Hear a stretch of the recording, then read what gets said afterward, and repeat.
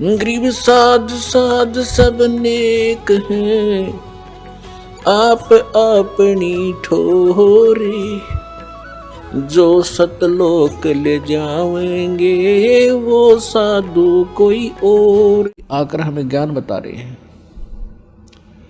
सतगुरु के उपदेश का लाया एक विचारे, जय सतगुरु मिलते नहीं तो जाते नरक द्वार। नरक द्वार में दूत सब करते खेचातान, उनसे कबू ना छूटते फिर फिरते चारों खान। कबीर चार खानी में भरमते कबू न लगते पार, सो फेरा सब मिट गया मेरे सतगुरु के उपकार। सात समुद्र की मसी करूं, लेखनी करूं बन राय, धरती का कागज करूं गुरु गुण लिख्यो न जाए। कबीर राम कृष्ण से कौन बड़ो, उन्हों भी गुरु कीन, तीन लोक के वे धनी गुरु अग अधीन। परमात्मा ने अध्यात्म मार्ग के अंदर प्रथम जो कड़ी है वो गुरु बताया है। और गुरु के बिना जो साधना करते हैं, मनमुखी साधना करते, वो साधना नहीं है, उनका व्यर्थ प्रयत्न है। इसलिए गुरु बिन माला फेरते, गुरु बिन देते दान, गुरु बिन दोनों निष्फल हैं, चाहे पूछो वेद पुराण। गर्भ योगेश्वर गुरु बिना, लाग्या हर की सेव, कहें कबीर बैकुंठ से वो फेर दिया सुखदेव। राजा जनक गुरु किए, फिर कीनी हर की सेव, कहें कबीर बैकुंठ को चले गए सुखदेव। गुरु की महिमा बताते हुए परमात्मा कह रहे हैं कि सुखदेव नाम के ऋषि को गर्भ में ही, माँ के गर्भ में ज्ञान हो गया था कि मनुष्य जीवन केवल परमात्मा प्राप्ति के लिए ही प्राप्त होता है।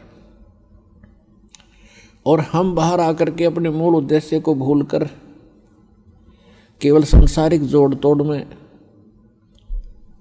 इन कोठी बंगले के बनानों में ही अपना जीवन नष्ट करके और एक हारे हुए जुहारी की तरह हाथ मसलते हुए चले जाते हैं।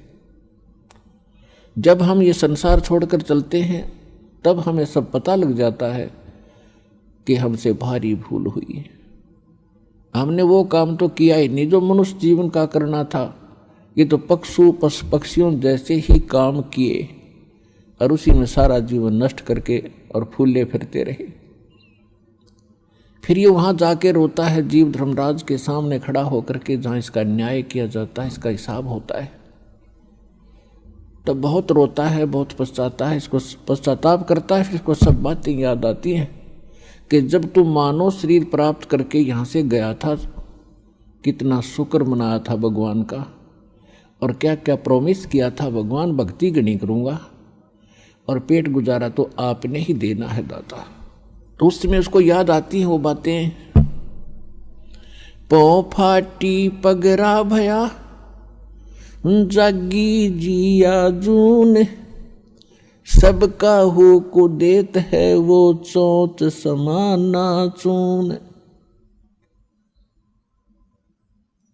सभी प्राणियों का, जितने भी ब्रह्मांडों के अंदर जितने प्राणी हैं, सबका वो परमात्मा पालन करता है और सभी की उसको चिंता है। क्योंकि माँ के गर्भ में जब ये बालक होता है उस समय ना माता सहाय कर सकती है ना कोई पिता का सहयोग वहाँ काम कर सकता है।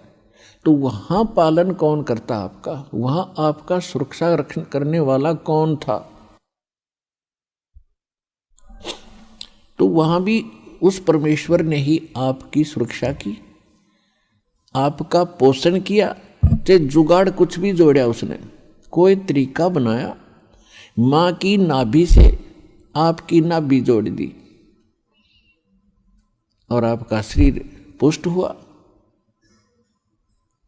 और माँ के गर्भ में आप बहुत दुखी होते हो, ऊपर को पैर होते हैं, नीचे को सिर होता है, और बाहर आके आप भगवान भूल जाते हो।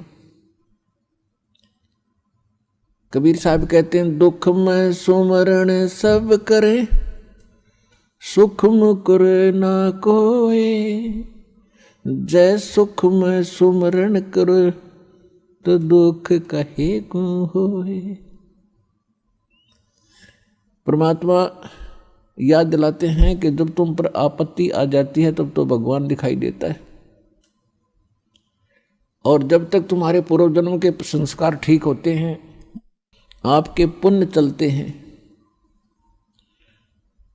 और आप अपने आप को सुखी महसूस करते हैं। वैसे तो यहाँ सुख है नहीं, हम झूठे सुख को ही सुख मान बैठे।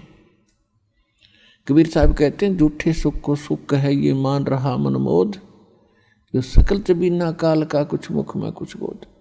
फिर भी जब तक हम सुखी महसूस करते हैं तो भगवान से कोसों दूर रहते हैं। और भगवान की पूजा कैसी करते हैं? महीने 2 महीने 6 महीने में कभी इष्ट धाम पर मत्था टेक आए, शुक्रवार मंगलवार को प्रसाद बांट दिया, किसी दिन व्रत रख लिया।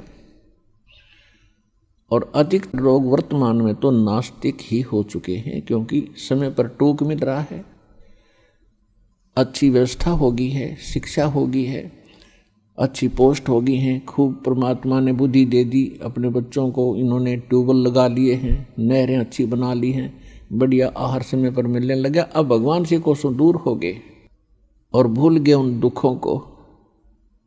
परमात्मा कहते हैं, इसे सुख के आग लगे जो भगवान ते दूर करे।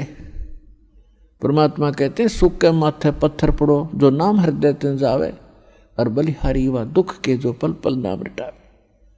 पुराने समय में हमारे पूर्वज बताया करते थे बुजुर्ग कि वर्षा ना होती थी, भगवान को याद किया करते थे, कोई भी दुख आता था भगवान को बैठकर याद करते थे, हमारी आपदाएं टला करती थी। और अब भगवान 100 कोस दूर हो गया, अब तो बिजली याद रहती है, बिजली ना ही ट्यूबवेल चलाऊं वो भगवान याद नहीं आता। तो परमात्मा कहते इस सुख बाढ़ में पड़ो जिससे भगवान की भूल पड़े। तो सत्संग में आने से फिर हमें याद होता है कि भगवान की कितनी आवश्यकता है। तो सत्संग में आने से फिर सुखी भी भगवान की भक्ति करेंगे। यदि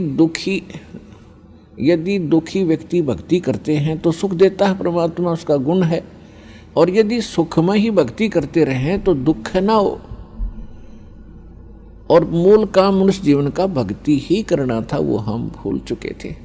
तो इसका ज्ञान संत और परमात्मा ही दिलाते हैं, सतगुरु दिलाते हैं। सतगुरु का बहुत अभाव हो गया और सत्संग सुन सुन कर इंसान बहरे हो गए। इन नकली संतों के अटपट खटिन, उनको बात का पता नहीं, कोई कख इनको पास नहीं। श्रद्धालु उनके ऊपर डिवोट होकर के, समर्पित होकर के अपना जीवन नाश कर गए। इतना बिगाड़ दिया धार्मिक इस मार्ग को, अब सेट करना दास के लिए कितना कठिन हो रहा है। इतने टीवी चैनल चलते हैं, सब पर कोरी बकवाद घड़ी जाती है इन संतों के द्वारा, कख भी पता नहीं, और सब सुन सुन कर बहरे हो लिए और उनको फाइनल मान चुके। तो इसका अब धीरे धीरे निवारण होगा इस संकट का। और सभी शिक्षित है, देख रहा दास के इतना विपरीत मार्ग है समाज के और पूर्व ज्ञान के, और उसके बाद भी कितनी सफलता मिली है, क्योंकि इसमें सत्यता घनी है और सत्य को कोई मिटा नहीं सकता। वो अपना स्थान बनाया करती है, लेकिन उसकी स्पीड स्लो होती है। भले ही धीरे धीरे चलेगा, लेकिन ये सफल होगा और एक दिन पूरा विश्व इस ज्ञान को और इस भगवान को स्वीकार करेगा और उद्धार होगा, सुखी होंगे। तो प्रसंग चल रहा है कि जब ये भगवान के दरबार में पहुंच जाता है तब इसको सारी बात याद आती है। जब वहाँ से चला था, मनुष्य जीवन पाकर आते हैं तो सभी उसके साथी बधाई देते हैं कि मेहर होगी भगवान की तेरे पे, और भगवान ना बोलिए, घनी भक्ति करिए, पीछा छुटवा के आना अब के। तो वहाँ से हम भी बहुत खुश होते हैं कि परमात्मा अब को और काम मैं नहीं करूँ, आपको याद करूँगा, और आप जो मस्तिष्क में लिखा वो तो आप देते ही देते हो। ये तो विधान है भगवान का, और पेट गुजारे के लिए आवश्यक काम करूँगा, बाकी समय में आपको याद करूँगा। तो यहाँ आने के बाद इसको इतनी भूल गिर देता है ये काल कि ये पिछला सब भूल जाता है और नए सिरे से इसकी पढ़ाई शुरू होती है। ये तेरा चाचा या तेरी चाची, ये तेरा मामा, ये तेरा बुआ, तेरी बुआ, और इस तरह से फिर इसको पढ़ा करके ये सांसारिक ये मंत्र, माया कैसे इकट्ठी करनी चाहिए, बड़ी कोठी बना ले बड़ी इज्जत हो जाएगी, तो ये नए मंत्र सिखाए जाते हैं इसको। और जब ये सत्संग में आता है तो इसको पता चलता है कि एक काम और आवश्यक था इस मानव शरीर का, जो शुरू भी नहीं किया। तो वहाँ से परमात्मा के दरबार में जब ये जाता है, इसको सारी बात याद आती है, और फिर ये हाथ जोड़ता है धर्मराज के सामने कि हे महाराज, एक मनुष्य जीवन और दे दो, अब के कति नहीं बोलूँगा। धर्मराज फिर उसकी पिछली हिस्ट्री चालू कर देता है।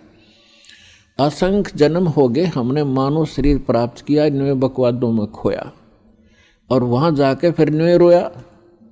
तो वो उसकी थोड़ी सी क्लिप दिखा देता है कि ले, तू तो झूठा बहुत है, और पहले भी ऐसे प्रॉमिस तूने किए थे, एक पूरा नहीं किया। उसकी पिछली फिल्म चला देता, देख इस जन्म में मनुष्य जीवन मिला, क्या कह रहा है तू, और क्या कर रहा है जाके नीचे, और आके फिर क्या कह रहा है, एक जन्म और दे दो, फिर दूसरा, फिर तीसरा। 1 मिनट के अंदर उसको हजारों मनुष्य जन्म दिखा देता है कि गधे तू ऐसी बकवास करता है, यहाँ आकर तेरी समझ में आ जाती है, वहाँ तू सुनता नहीं, भाग यहाँ से। उसको गधे की योनि में ठोक दिया जाता है। तो पुण्यात्माओं, ये गॉड गिवन स्पिरिचुअल नॉलेज है। अब वो शंका भी समाप्त होगी है, कोई यूँ कहे किसने देखा है, भगवान ने बताया आकर के ये। और इसमें भी कोई यूँ कहे कि किसने देखा देखी जाएगी, तो वो तो नालायक आदमी, पत्थर है, इंसान नहीं, वो शैतान है। कहते हैं जब माँ के गर्भ में तू रो रहा था, परमात्मा ने तेरी पुकार सुनी और ठीक ठाक तेरा शरीर बाहर कर दिया, और बाहर आके अब तू भूल गया। कहते उस समर्थ की रीज भुलाई, अब कुल कुटुंब से राता, गर्भ के अंदर बचन भरे थे, कहाँ गई वो बाता। परमात्मा कितने प्यार से समझाना चाहते हैं कि भूल गए उन दिनों को। उस समर्थ की रीझ छुपाई, उस परमात्मा ने तेरे ऊपर रहम किया, खुश हुए, और तेरे को मनुष्य जीवन देकर माँ के गर्भ से संकट से बाहर निकाला। नहीं तो बहुत से बच्चे गर्भ में मर जाते, माँ भी मर जाती साथ में। उसकी मेहर से ही तुम ठीक ठाक यहाँ बाहर जन्म लेते हो। और आज भूल गया उन भगवान की उन बातों को कि गर्भ के अंदर बचन भरे थे, कहाँ गई वो बात।